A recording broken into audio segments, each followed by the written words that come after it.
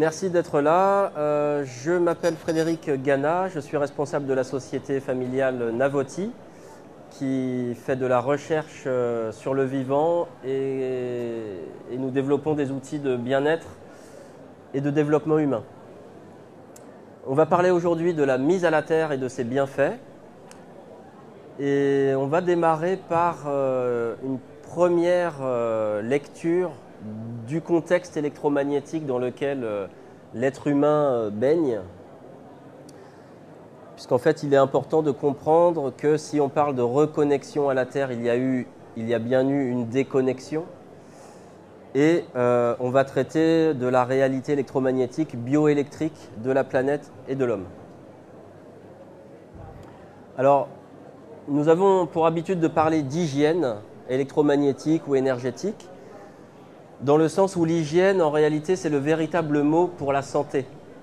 On a tendance à parler aujourd'hui de santé sur un mode curatif, parce que la société occidentale a fait le choix du curatif plutôt que du préventif.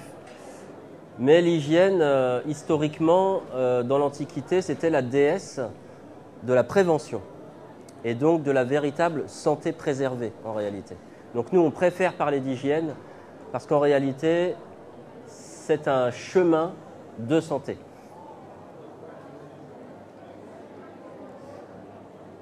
Alors, nous travaillons sur des outils qui permettent de comprendre l'environnement dans lequel on se trouve, afin de mieux être en capacité de se préparer et de s'adapter aux mutations de cet environnement. Donc on est dans une société en transformation, en crise, en chaotisation. Si on veut pouvoir extraire de ce chaos de la matière pour le futur, il faut bien pouvoir appréhender ce qui se passe et cultiver les forces en nous qui permettent l'adaptation et la construction. Et donc sur cet itinéraire, on recherche des solutions qui sont simples et qui vont pouvoir s'inscrire dans la vie quotidienne avec facilité, parce qu'il existe une foultitude d'outils, d'approches différentes dont beaucoup sont référencés ici, mais il y en a aussi beaucoup qui finissent dans les placards. Je pense que vous êtes tous sur des itinéraires un peu comme ça. Moi, je suis né dans ce milieu-là et j'ai toujours vu les placards de mes parents remplis de plein d'objets qui ne servaient finalement à pas grand-chose. C'est un itinéraire d'expérience, de découverte, de curiosité, mais ça remplit aussi des placards et les brocantes. Alors aujourd'hui, il nous semble essentiel que les réponses soient simples et appropriables. Alors on va rentrer un peu dans la logique du vivant pour comprendre à quel point, en tant qu'être humain et en tant qu'être vivant auto-organisé, on a besoin de son environnement pour cultiver son autonomie, et en même temps on a besoin de fermeture, ou en tout cas de discernement, pour être capable de filtrer, de discerner ce qui nous appartient et ce qui ne nous appartient pas. Donc on est des systèmes à la fois fermés pour préserver notre intégrité et notre identité, mais on est essentiellement des systèmes ouverts parce qu'on a besoin de l'environnement pour prendre de la matière, de l'information, de l'énergie et de l'organisation. Je dirais que dans une période telle que celle que l'on traverse, qui est une période de crise, je dirais que les êtres vivants ont tendance à se replier sur eux-mêmes. On a tendance à se replier sur soi par mesure de sécurité, de prévention quelque part, parce que finalement le monde environnant est plein de dangers potentiels. Et je dirais que l'important aujourd'hui, même si le repli sur soi, on le constate dans tous les schémas, je dirais, géopolitiques aujourd'hui, quand on parle de relocalisation, quand on parle de tout ça, il s'agit de repli sur soi. Et on voit aussi dans la société un repli identitaire. Comment faire en sorte de nourrir autre chose que de la peur dans ces situations-là, pour laisser grandir l'identité et l'autonomie, sans pour autant se faire phagocyter par un environnement assez prédateur. Donc c'est ce qu'on va voir, la mise à la terre est un des éléments qui peut permettre de nourrir de préserver son intégrité, son identité, tout en s'ouvrant au monde, puisque quand on se met à la Terre, on s'ouvre à plus grand que soi, c'est-à-dire à Gaïa. Alors ça, c'est une image de la NASA qui est assez intéressante parce que on voit bien à quel point les êtres libres que nous croyons être, en réalité, sont totalement soumis à un environnement, qu'il soit électromagnétique, chimique, relationnel, etc. On voit ici le Soleil, qui n'est pas le seul astre à projeter des rayonnements. Je vais parler plus près du micro. Qui n'est pas le seul astre à projeter des rayonnements. Toutes les planètes, toutes les étoiles émettent des rayons. L'ensemble de ces rayonnements vient percuter la magnétosphère avec une telle force de frappe qu'il y a une déformation remarquable de cette magnétosphère. Donc on voit bien que dans la partie diurne, qui est celle que l'on vit aujourd'hui, il fait jour, le soleil brille, ça veut bien dire que les rayons nous parviennent et percutent l'hémisphère sur laquelle nous nous trouvons en ce moment. Cette déformation de la magnétosphère a bien évidemment des répercussions sur nos comportements, que ce soit sur les fréquences de notre cerveau, donc forcément quand on est en état de veille, on est en onde bêta, en onde d'activité. L'autre hémisphère va plus être en onde delta ou θ, qui correspondent au sommeil, et on peut bien imaginer qu'on ne peut pas avoir les mêmes comportements dans un environnement électromagnétique dilaté que dans un environnement électromagnétique concentré. Alors, je fais juste le parallèle avec le champ électromagnétique de l'homme, qui est souvent représenté comme une sphère, l'aura, alors qu'en réalité, le travail de John Whale sur le point d'assemblage met en évidence que ce champ énergétique, en réalité, forme plus une lemniscate, un 8 dans toutes les directions, avec des flux entrants à ce niveau-là et des flux sortants. Et c'est au niveau du thymus que se trouve le point d'assemblage, qui est un centre énergétique, ce n'est pas une glande. Hein. C'est à ce niveau-là que le discernement va s'opérer de ce qui nous appartient et de ce qui ne nous appartient pas. Quand on relationne avec quelqu'un, c'est par cet endroit que l'énergie rentre. Et l'outil du discernement, c'est le point d'assemblage. De la même manière que pour la planète, l'outil du discernement, ce sont les pôles. Donc je vous invite à approfondir la question, que ce soit par la lecture des ouvrages de Castaneda qui parlent du point d'assemblage d'une manière un peu chamanique, ou que ce soit par les travaux de John Whale, qui est un chercheur anglais qui a objectivé cette réalité. Et on voit ici une animation qui a été réalisée par Nassim Haramein, qui montre le mouvement énergétique qui se produit dans cette lemniscate. Donc vous pouvez vous mettre en perception par rapport à cette image, parce qu'en réalité, c'est comme ça que les flux s'organisent en nous, c'est comme ça que les énergies dont nous avons besoin, l'information et l'organisation nous pénètrent, que nous discernons ce qui nous appartient ou pas de cet environnement et que nous laissons de côté ce qui ne nous appartient pas.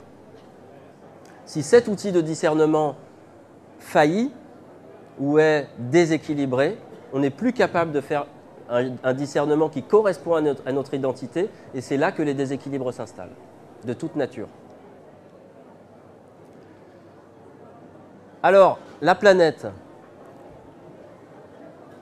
J'ai fait un dessin qui montre, qui représente la réalité de ce choc fréquentiel. On voit ici la ionosphère, donc qui est la couche supérieure de l'atmosphère, sur laquelle toutes ces radiations vont venir faire vibrer comme une peau de tambour. Tout à l'heure, il y avait les tambours dans la grande cour. On voit bien que sur ces instruments, qui sont des instruments de vibration, lorsque l'on tape, les vibrations vont se diffuser dans l'espace, vont s'harmoniser, vont changer de profil et vont se syntoniser. C'est-à-dire que plusieurs vibrations de nature différente, à un moment donné, ne vont plus en faire qu'une seule. C'est ce qu'on appelle la syntonisation, les harmoniques, c'est ce qu'on observe dans les orchestres symphoniques, C'est ce qu'on apprend quand on fait du chant, quand on fait de la musique, des instruments à cordes, etc. Donc on voit que la somme de tous ces rayonnements viennent rebondir à l'intérieur de cette ionosphère, à la fois sur la surface de la planète, dans son cœur, sur le plafond que représente la ionosphère, pour ensuite s'harmoniser, se syntoniser, jusqu'à ne devenir plus qu'une seule fréquence qu'on appelle la résonance de Schumann. Cette résonance qui vibre autour de 7,83 Hz, c'est la somme de toutes ces vibrations qui, à un moment donné, créent une sorte de biorhythme qu'utilise le vivant pour exister. Sans ce biorhythme, il ne peut pas y avoir de vie sur Terre. Donc, essayez d'imaginer la complexité que représentent ces harmoniques, parce que là, on ne parle pas de 50 musiciens dans une salle, on parle de milliers d'étoiles qui ont des rayonnements différents, qui ont des matières différentes, qui ont des distances différentes, et qui viennent, dans une grande symphonie, créer la musique de la vie. Ce qui est important, c'est de comprendre que dans tous les moments clés de l'astrologie, qui sont les éclipses, les équinoxes et les solstices, on va avoir des angles par rapport à ces rayonnements qui vont être perpendiculaires à la Terre, qui vont être horizontaux par rapport à la Terre. Et c'est ces nuances qui font de ces moments des moments essentiels de la vibration qui règne sur la planète et de ce que vivent les humains. C'est pour ça que lorsqu'il y a une pleine lune, le rayonnement est bien particulier. Lorsqu'il y a une nouvelle lune, c'est très particulier, les éclipses et ainsi de suite. Il y a bien sûr les éclairs. Il y a plus de 2000 orages qui se produisent simultanément sur la planète, qui viennent recharger l'organisme vivant planète Terre d'ions négatifs, de charges électriques négatives. Et donc tous ces éclairs, c'est à chaque fois évidemment des ondes électromagnétiques qui viennent participer de ce grand festival.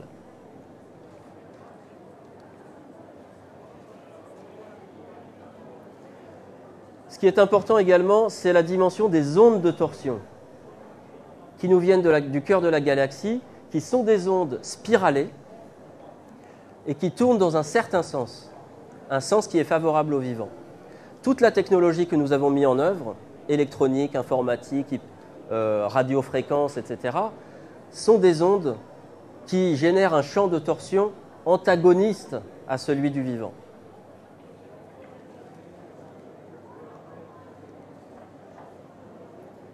Donc ça, c'est fondamental parce qu'il commence à exister des outils, il y en a quelques-uns sur le salon, qui utilisent cette dimension des champs de torsion cohérents avec le vivant, qui permet une biocompatibilité de la technologie avec les cellules.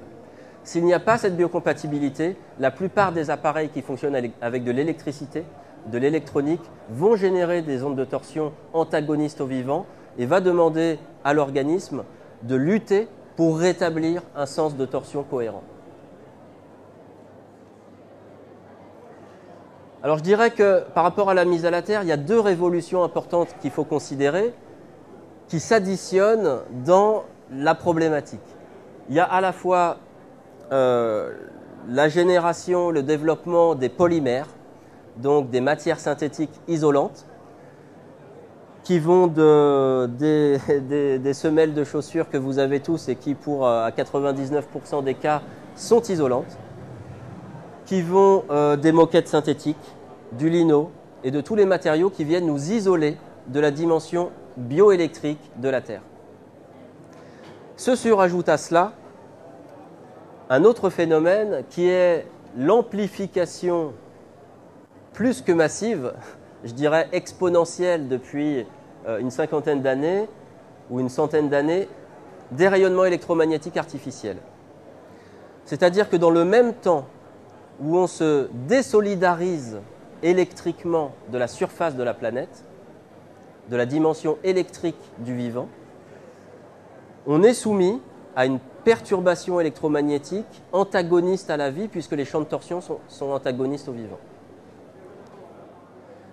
Donc à la fois, on s'isole du sol, on s'isole de l'organisme qui potentiellement pourrait nous aider à supporter cette réalité-là, non seulement on s'en isole, mais en plus on subit de manière massive l'évolution des technologies artificielles.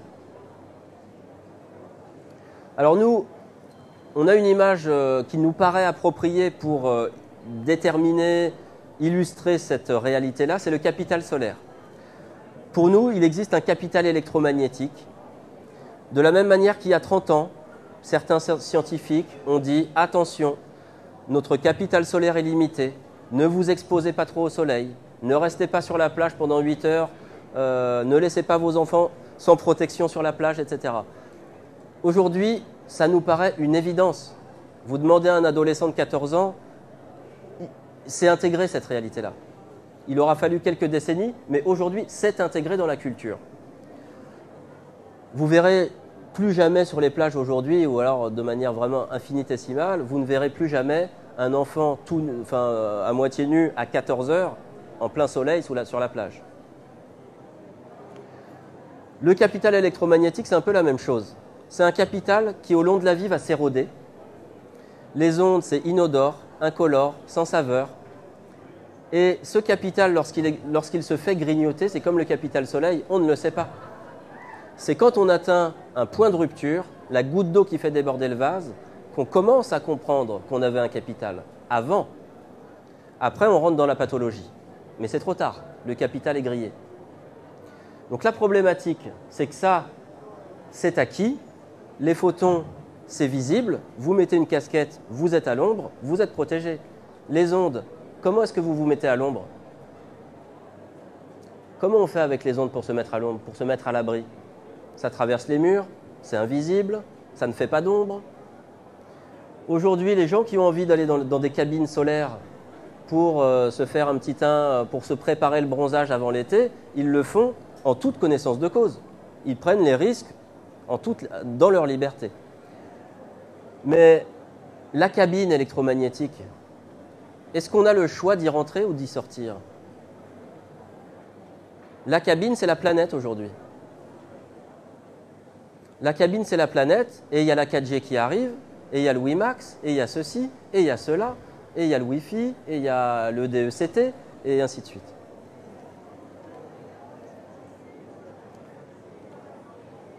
Alors cette pollution électromagnétique qu'on appelle électrosmog, ça veut dire, en fait ça qualifie ce qu'on appelle le brouillard électromagnétique. Ça représente un peu ce qui se passe dans la ionosphère, mais en moins harmonieux. Le brouillard électromagnétique, c'est la somme de toutes les ondes artificielles qui vont de l'électricité 50 Hz aux hyperfréquences, du DECT, du 2G, 3G, 4G, UMTS, Wi-Fi, WiMAX, Edge, Bluetooth, etc. De toutes ces ondes satellitaires et ainsi de suite, qui viennent se cumuler, mais qui ne se syntonisent pas, parce que ce sont des ondes artificielles. Il n'y a pas d'harmonique avec ces ondes-là. Elles viennent impacter le vivant et en tordre le signal. Parce que l'homme fonctionne et les cellules échangent sur un mode de liaison électromagnétique. Les cellules émettent des biophotons, les neurones émettent des impulsions électriques et ainsi de suite. Nous sommes une réalité électromagnétique sur une planète électromagnétique, dans une galaxie électromagnétique, pas seulement, évidemment, mais c'est une réalité. Et cette réalité-là vient impacter notre organisation d'êtres vivants ici sur la planète. Alors il y a trois manières en fait dont cet électrosmog vient impacter la vie. D'abord, c'est la proximité, c'est la plus évidente. On va dire qu'un fil sous tension génère un champ d'environ 70 cm. Là, j'en suis à peu près protégé. Je me rapproche, je rentre dans le champ électromagnétique du fil sous tension ici. Là, je vais rentrer dans le champ électromagnétique du transfo qui rayonne sur la moquette, de l'électrique et du magnétique, et ainsi de suite. Ça, c'est la proximité. On peut s'en protéger en éloignant les dispositifs. Mais ce n'est pas la seule façon de faire. Il y a l'induction magnétique, qui est que le vivant fonctionne en courant continu. L'électricité artificielle fonctionne en courant alternatif. Ce courant alternatif, qui varie dans le temps, génère un principe d'induction magnétique qui est que cette variation crée du champ électrique à distance. C'est ce qu'on appelle l'induction magnétique. Et le troisième, c'est le principe de résonance, qu'on va retrouver là aussi en musique. Vous faites vibrer une corde à un endroit, la même corde d'un autre instrument à l'autre bout de la pièce va aussi vibrer. Un verre en cristal, c'est la même chose. Là, c'est le principe de résonance. Et ce principe de résonance nous fait entrer dans le monde quantique, qui fait que cette corde-là peut aussi vibrer par-delà, on va dire, le méta-espace, jusqu'à l'autre bout de la planète, ou voire même jusqu'à l'autre bout de la galaxie. Donc là, le principe de résonance est un principe physique qu'on utilise quand on chante, quand on fait de la musique, etc., mais qui a des répercussions de mécanique et de physique quantique qui aujourd'hui commencent à être appréhendés largement et déclinés en outils dont certains sont présents ici. Alors la reconnexion à la Terre, en quoi est-ce que, par rapport à tout ce contexte, à ce constat, en quoi cette reconnexion à la Terre peut avoir un intérêt? Eh bien en fait, ce qui est important de comprendre, c'est que jusqu'à la création des polymères, aucun être vivant sur la planète n'a été déconnecté avec la Terre. C'est-à-dire, cela ne fait que quelques décennies que par le travail des humains et l'accession à un certain confort, nous avons créé un nouvel état biologique sur la Terre qui est l'être vivant déconnecté. C'est un nouvel état inédit dans l'histoire du vivant. Et la conséquence est assez énorme, c'est-à-dire qu'on se coupe d'une des polarités qui conditionne la vie.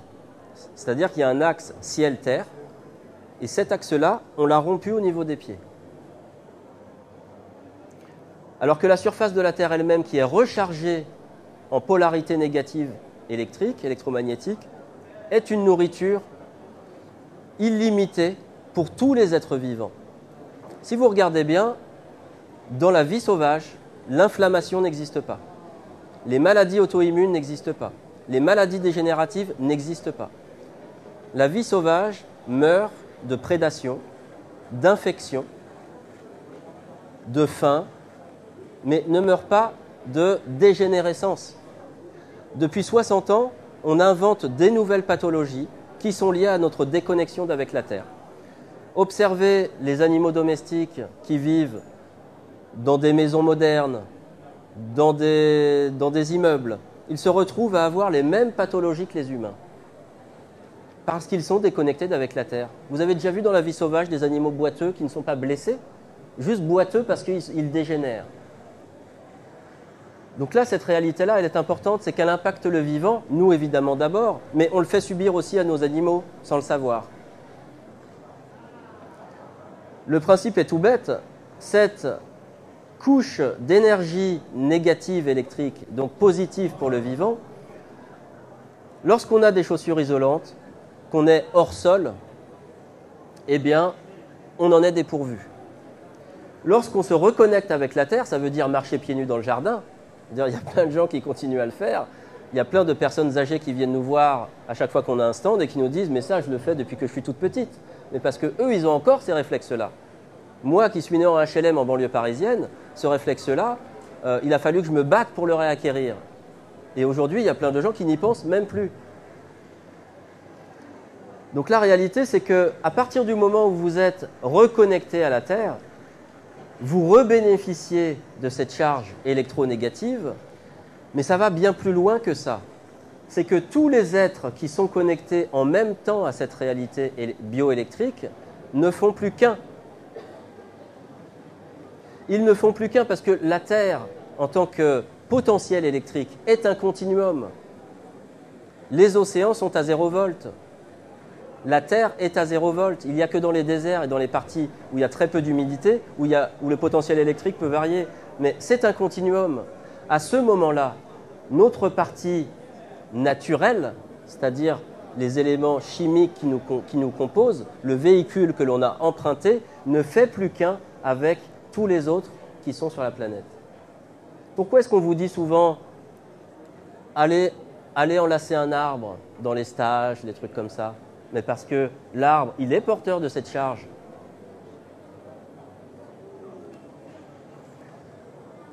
Alors évidemment, aujourd'hui, ça devient compliqué de se remettre à la Terre. Moi, j'habite en Corrèze, c'est plus facile.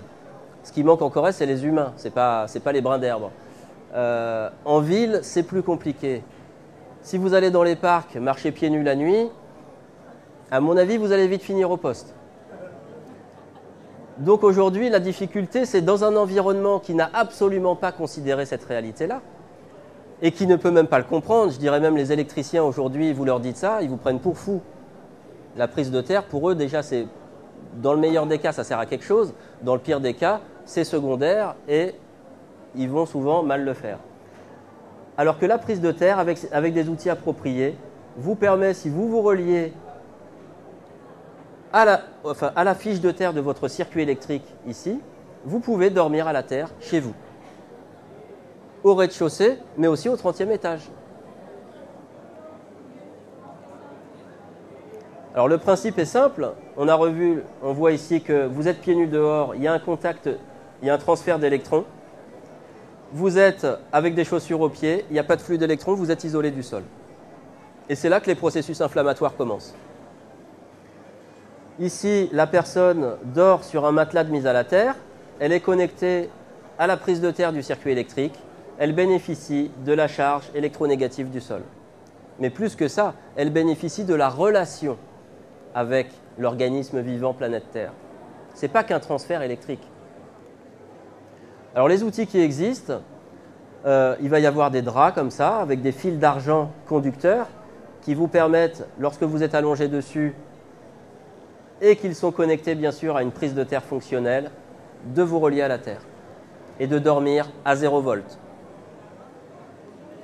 On va avoir après des tapis qui, pour ceux qui travaillent sur ordinateur, qui sont dans des bureaux, etc., vont pouvoir connecter les personnes à la Terre si on met les pieds dessus. Donc là, il faut être évidemment pieds nus ou en chaussettes pour pouvoir bénéficier de cette conductivité. C'est sûr que si vous mettez vos chaussures isolantes sur un tapis conducteur, il ne se passera pas grand-chose. Il y a également des surmatelas qui fonctionnent sur une autre technologie qui vous isole de l'électrosmog en créant comme une bulle de protection. Donc c'est le même principe, hein, c'est connecté à la Terre, mais ça ne fonctionne pas par contact, ça fonctionne par isolement. Alors, cette technologie de la connexion à la Terre, elle est connue depuis plus de 50 ans. Toutes les industries du monde utilisent la mise à la Terre. L'aérospatiale, la pétrochimie, la pharmacie, l'agroalimentaire, j'en passe et des meilleurs, l'électronique, l'informatique, la téléphonie. On ne peut pas toucher un circuit imprimé sans être à la Terre. On n'ouvre pas un téléphone portable sans être à la Terre. On ne fabrique pas un ordinateur, un satellite, sans que tous les opérateurs soient à la Terre. Un chirurgien dans son bloc chirurgical est à la Terre. Parce que la décharge d'électricité statique du bistouri au cœur fait planter le cœur. Donc si vous voulez, c'est des technologies qui sont éprouvées depuis 50 ans. Mais personne ne s'était posé la question de l'intérêt en termes de santé. Est-ce que c'est intéressant pour la santé de se reconnecter à la Terre? Ou plutôt, est-ce que la déconnexion d'avec la Terre n'a pas des répercussions sur la santé? Il y a un Américain qui s'appelle Clinton Aubert, il y a 12 ans, qui s'est posé cette question. C'est quelqu'un qui bossait dans l'industrie du câble aux États-Unis, un pionnier, et qui, au terme de sa carrière, a commencé à se poser des questions sur le sens de sa vie. Et en observant des gens dans un parc, en les observant marcher, il a regardé les pieds des gens, mais il s'est dit, mais est-ce que toutes ces chaussures isolantes n'ont pas des conséquences? Parce que lui, dans son métier, quand on travaille dans le câble, l'électronique, EDF, etc., la mise à la terre est une évidence. Si vous ne faites pas de mise à la terre, il y a des parasites, il y a du bruit. Et évidemment, quand on veut avoir une belle image, quand on veut avoir un signal électrique fiable, on évite les parasites. Donc la mise à la terre est une évidence dans ces métiers. Et donc il s'est posé cette question, et il a passé 12 ans de sa vie à répondre à cette question. Et dans ce livre-là qui s'appelle « Connectez-vous à la Terre », il reprend toutes les études scientifiques, cliniques, avec des cardiologues, des physiologistes, des sportifs de haut niveau, des personnes qui ont des maladies auto-immunes, des troubles du sommeil, etc., pour dire quel est l'impact de la mise à la terre sur la santé. Donc ici, on voit des cyclistes du Tour de France, par exemple, qui dorment dans un drap cocon, c'est-à-dire une sorte de sac de couchage de mise à la terre. Donc là, on voit que le drap est relié ici. Ici, ce sont des patchs de mise à la terre. Donc on va mettre sur les contractures, sur les zones douloureuses. Et une des manifestations assez impressionnantes des effets de la mise à la terre, c'est sur le sang. Donc Clinton Aubert a travaillé avec le docteur Stephen Sinatra, qui est un cardiologue réputé aux États-Unis. Et on voit ici sur 3 échantillons, on voit ici qu'avant la mise à la terre, il y a des agglomérats de sang, de cellules sanguines. Et 40 minutes après, vous voyez que le sang gagne en fluidité et qu'il y a un découplage des cellules sanguines qui est assez impressionnant. De la même manière, on voit ici sur des images thermiques que toutes les zones inflammées, c'est-à-dire orange et rouge, on voit ici une personne qui a des problématiques au niveau des genoux. Après 30 minutes, les 2 pieds sur un tapis de mise à la terre, on voit qu'il y a un refroidissement assez spectaculaire de ces zones inflammées. Pour obtenir des résultats comme ça dans un laps de temps aussi court, aujourd'hui, il faut prendre du Voltaren, des comprimés, etc., avec tous les effets secondaires qu'on connaît. Aujourd'hui, l'inflammation chronique, c'est une des problématiques de la médecine qui est la plus discutée au monde. Parce qu'on ne sait pas la résoudre. On sait compenser les symptômes qui sont issus de cette problématique chronique, mais on ne sait pas résoudre le foyer de l'inflammation. C'est-à-dire qu'on appelle ça l'inflammation silencieuse. C'est-à-dire que la gangrène du système immunitaire, par cette érosion progressive, je dirais, par cette exposition à des rayonnements artificiels, cette érosion progressive crée un terrain inflammatoire. Et ce terrain inflammatoire silencieux, c'est-à-dire qu'on ne peut pas observer facilement avec des machines, génère tout un tas de symptômes, dont les maladies auto-immunes, dégénératives, etc. Et c'est seulement les symptômes que l'on peut observer. Le terrain inflammatoire reste là un peu comme une braise sous de la cendre. Et le Earthing est capable de résoudre ces problématiques. Donc voilà les avantages qui ont été observés après ces 12 années d'études. On voit une amélioration de la fonction immunitaire et une meilleure digestion, chose qui semble évidente puisqu'en réalité, lorsque vous vous reconnectez à la Terre, vous vous reconnectez à la source d'information qui vient par le bas, par les pieds, jusqu'au ventre. Le ventre, c'est le siège de l'identité, de l'immunité. Donc ce n'est pas étonnant, évidemment, qu'on retrouve ces améliorations-là. Quel sort on réserve à notre ventre quand on lui empêche d'avoir des informations, les informations qu'il est censé recevoir? On peut le nourrir par des pratiques énergétiques, par du qigong, par de la respiration, de la gymnastique corporelle, tout un tas de pratiques énergétiques. Mais ça ne suffit pas. Il faut aller jusqu'à la rencontre objective, bioélectrique avec la Terre pour bénéficier de toutes les informations qu'elle a à nous transmettre. On observe une amélioration du sommeil. Il y a encore une cliente là, qui est revenue, elle a acheté un demi-drap sur le salon et là elle revient aujourd'hui nous dire qu'elle n'a pas dormi comme ça depuis des années et des années. Donc ça fait plaisir. Mais ça, c'est des choses qui sont observées évidemment. Parce que là, ça va vous isoler du stress électromagnétique qui est généré par votre lampe de chevet, votre radio réveil, le petit transformateur qui vous permet de recharger votre téléphone mobile, quand les adolescents ne dorment pas avec sous l'oreiller, évidemment. On observe une guérison rapide des blessures, une réduction de la pression artérielle, alors évidemment qui est liée à l'image que vous avez vue sur le sang. Une harmonisation des rythmes biologiques, ça aussi c'est une évidence. Qui est garant des rythmes biologiques? La planète, la ionosphère, parce que c'est le réceptacle de tous les rayonnements cosmiques, dont les cycles lunaires, dont les cycles solaires, etc., qui sont les garants, l'impulsion des rythmes biologiques. Donc évidemment, lorsque l'on se couple avec la Terre, on perd une information qui est liée au rythme biologique et qui est une information d'organisation.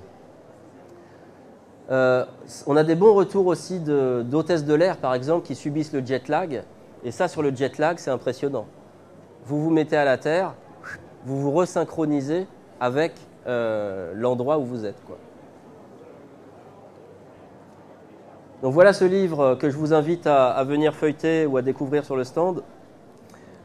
C'est quand même assez impressionnant parce que les résultats qui sont obtenus avec quelque chose de gratuit, qui est l'énergie de la Terre, gratuit, illimité et simple. Vous pouvez aller dans votre jardin. Et nous, on a des témoignages très nombreux qui disent bah, « Maintenant, je le fais, un quart d'heure, je rentre du travail, un quart d'heure, je me mets dans le jardin pieds nus et je me pose, je m'apaise, je redescends, etc. » Donc tout ça, c'est consigné là-dedans avec toutes les études et c'est assez impressionnant.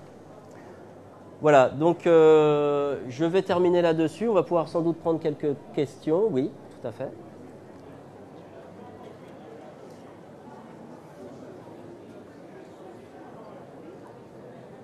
Alors, je n'entends pas, pardon. Il y a un deuxième micro ici, éventuellement.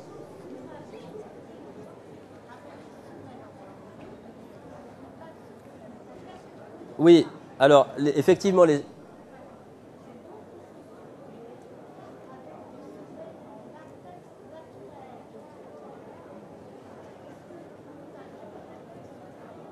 alors, le cuir est conducteur. Donc, effectivement, si vous trouvez, c'est difficile aujourd'hui, mais si vous trouvez des chaussures avec des semelles en cuir, vous avez la possibilité de vous reconnecter naturellement à la Terre, sous réserve que le cuir ait un taux d'hygrométrie suffisant. Le latex naturel, à mon avis, c'est isolant. À vérifier. Mais je pense que c'est un isolant. Alors, je vais vous faire un petit schéma aussi pour compléter ce que je vous ai dit.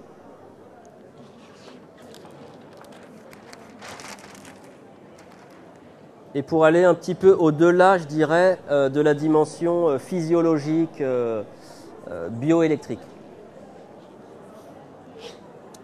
Quand je parlais de polarité, il est important de comprendre que donc on a la planète Terre et on a les humains, que je vais dessiner avec une lemniscate. Quand je disais qu'on a besoin de polarité pour exister, c'est qu'on a besoin de cette dimension ciel-terre, mais de la même manière que la nature répond à la polarité. C'est-à-dire, on le voit dans l'électricité, dans le magnétisme, on le voit dans les émotions, j'aime, j'aime pas, on le voit dans les idées, j'adhère à une idée, je conteste une idée. Donc la polarité est quelque chose qui définit la nature. La nature est polaire. Et pour que notre partie nature, qui est régie par la loi de l'homéostasie, puisse œuvrer convenablement, il faut que ces polarités existent. C'est à partir du moment où vous recréez une tension polaire que l'homéostasie peut faire son travail. Lorsque vous coupez un lien ici ou là, vous perdez une polarité et c'est comme une pile, ça ne marche plus. Alors le corps, il a une intelligence, il va être capable de singer l'homéostasie, mais pas avec toutes les informations disponibles. Et en singeant l'homéostasie, il va tenter tant bien que mal de lutter contre le champ de torsion négatif, etc. Il va tenter tant bien que mal de maintenir cette homéostasie, mais comme il n'a pas toutes les informations, ce sera tordu, ce sera déséquilibré. Et c'est de là que ensuite, la conséquence, ce sont tous les symptômes, tous les déséquilibres que l'on connaît. Pour maintenir une homéostasie autonome, on parlait des êtres auto-organisés tout à l'heure, pour maintenir cette auto-organisation, cette intelligence du vivant, il faut que ces polarités soient liées à notre individuité. S'il y a coupure, il y a distorsion du signal. S'il y a distorsion du signal, il y a déséquilibre et maladie. C'est inéluctable. Donc on pourra faire tout le qigong qu'on veut, on sera déconnecté dans un certain sens. Je vous donne juste un exemple. Vous allez faire du tai chi dans un gymnase, avec des petits chaussons chinois, vous savez, avec les petits chaussons noirs, mais avec une semelle en plastique. Vous vous isolez du sol, et même si vous allez dehors avec vos petits chaussons chinois avec la semelle en plastique, ils ont beau être confortables et sympathiques, vous vous isolez de l'herbe. C'est-à-dire que vous faites circuler l'énergie sans liaison objective avec la Terre.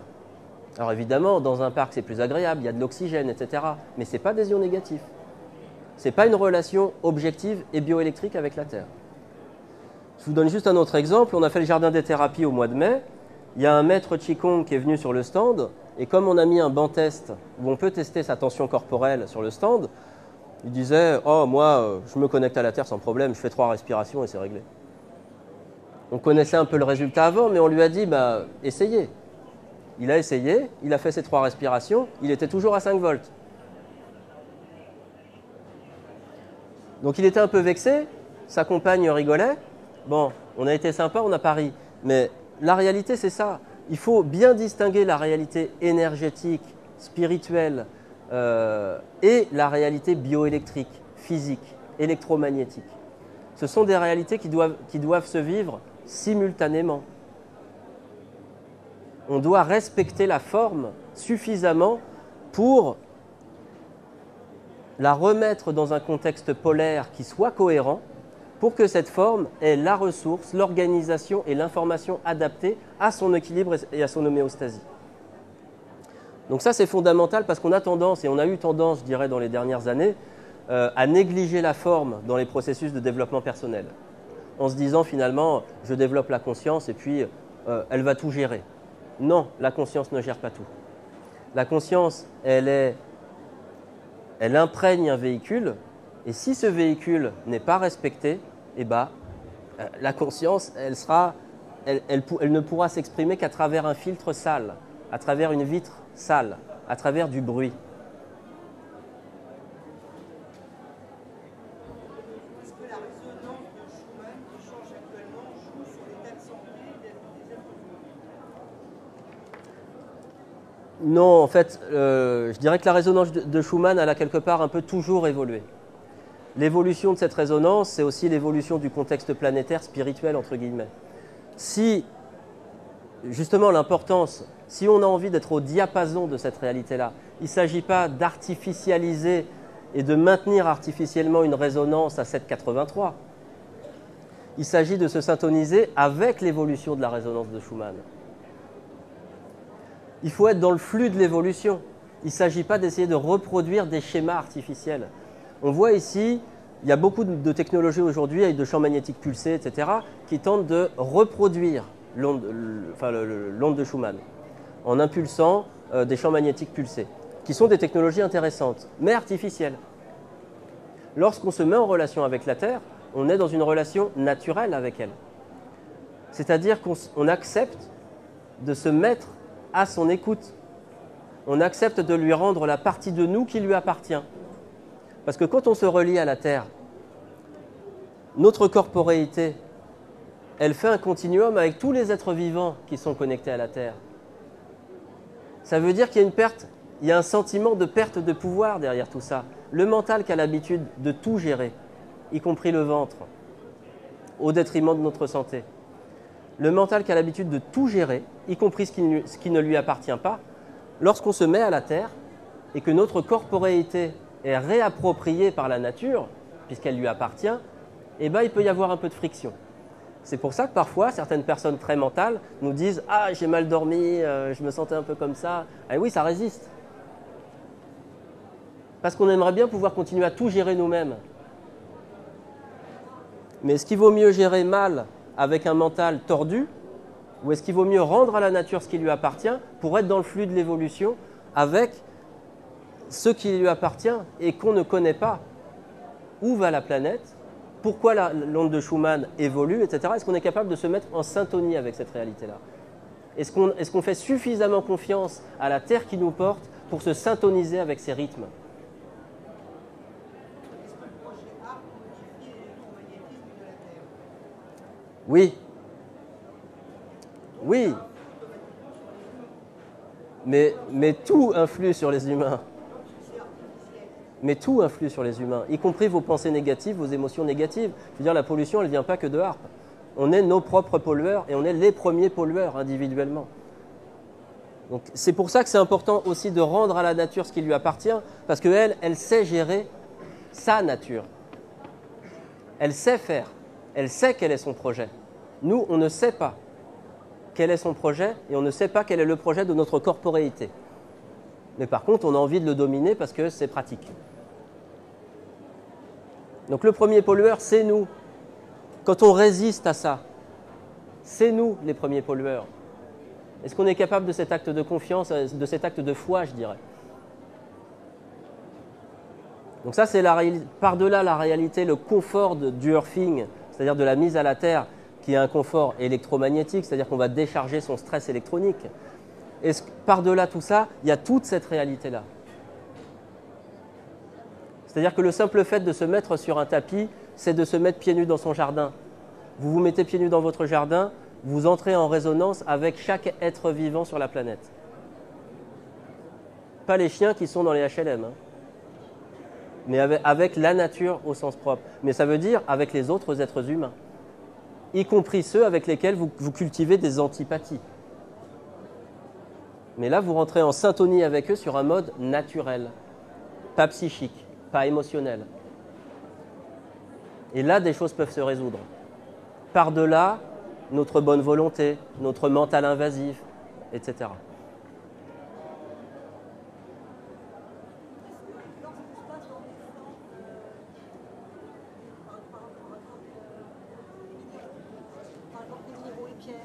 Ouais. Des formes, des résonances particulières, est-ce qu'on se replace dans cette attention synchronisée ou ça n'a rien à voir? Le monde des minéraux, c'est vraiment autre chose. Les minéraux font partie de l'éthérique planétaire, ils ne sont pas individualisés. Mais on rentre en relation avec les minéraux sur un principe énergétique.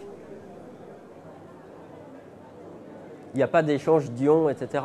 Il y a une réalité chimique, énergétique, biophysique, je dirais, qui va être un principe de résonance avec l'éthérique planétaire, mais il ne va pas y avoir de relation bioélectrique.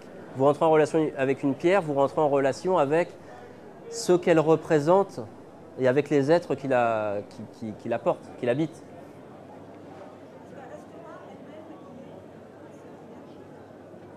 3 minutes. La réalité bioélectrique de la Terre, c'est un continuum de surface. Des pierres qui sont extraites ne vont pas bénéficier des impacts des orages sur la planète. Vous comprenez ce que je veux dire? Par contre, effectivement, du minéral qui fait encore partie de la croûte terrestre va participer de cette réalité-là, mais plus sur un mode résonant que bioélectrique, parce qu'il n'y a pas assez d'humidité dans les pierres pour qu'il y ait un aspect électrique. Alors après, les ondes de forme, là, c'est encore autre chose. Les ondes de forme, là, c'est encore autre chose. On est sur un aspect vibratoire, mais qui est d'une autre nature. On ne parle pas des mêmes choses après. On parle pas bah non, c'est pas suffisant. C'est pour ça que la mise à la terre, il n'y a pas de compensation possible, si ce n'est le faire. Ça ne peut pas s'artificialiser avec des pierres, des formes, etc. On est dans d'autres strates énergétiques. C'est comme prendre un complément alimentaire et prendre de l'homéopathie. Parfois, il faut prendre les deux. La vibration ne suffit pas toujours. Il faut du corpusculaire et du vibratoire.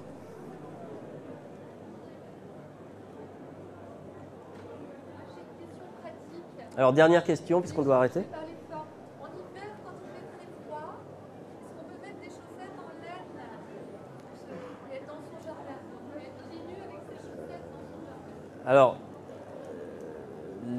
la possibilité de mise à la terre dépend du degré d'hygrométrie. C'est-à-dire qu'un sol très sec sera très peu conducteur. Donc l'idéal, c'est de l'herbe mouillée. C'est pour ça qu'on se sent si bien quand on marche dans la rosée. Un sol sec, c'est pour ça que je parlais des déserts et du sable.